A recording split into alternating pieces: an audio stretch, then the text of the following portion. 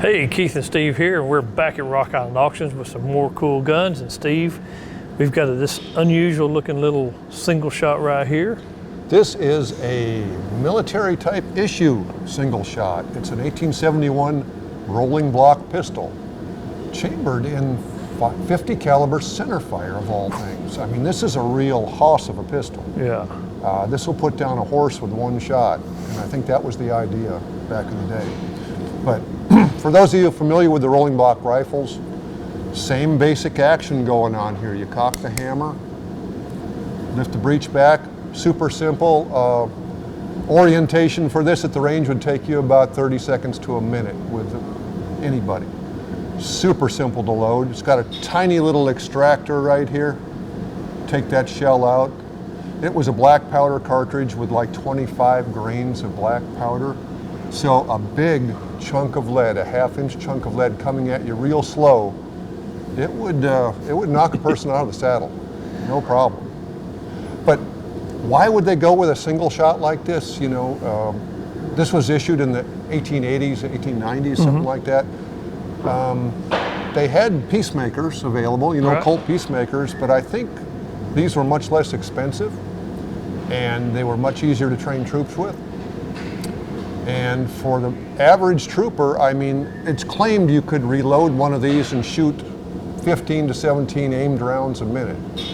I don't know if I'd like to try that or not. It'd be kind of tough. But the workmanship is good on them. Color-cased receiver all the way. You notice it's got this little hump on the back, like we see on the Schofield, the later Schofield pistols.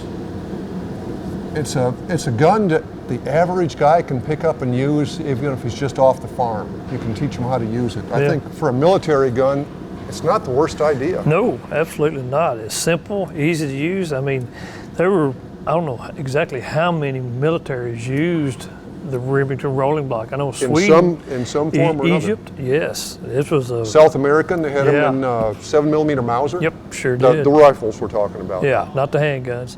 But no, this, put that onto a little handgun. I mean, this is pretty cool. Yeah, it's dirt simple. They already had actions anyway to work with.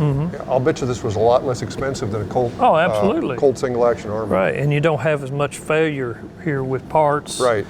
I mean, because the bolt and the pawl on a single action Colt, those will wear out pretty soon, and you've got somebody playing with the hammer and the trigger, fanning it a little bit. It doesn't take long to get them out of time. And something like this, you have control over it one shot at a time. And I think you can still make ammo for this. I think Dixie Gun Works and some other places have all the tools and bullet molds and what have you, the brass to make it. It's not a high pressure round. No. Most of these are going to be perfectly safe to shoot, just like most rolling block rifles are. Yeah. And this is going to be super low pressure. Yep, really low pressure. And this still actually has the acceptance, the inspector's stamp on the grip. I mean, nice, sharp roll mark here, Remington. I mean, this was at the time they didn't think anything about it, but I mean, now this is really nice workmanship. This, you know, this looks as issued. Yeah. Pretty much. So, really a nice piece of history, and shootable history if you happen to be lucky enough to own one. And honestly, not super expensive. Right.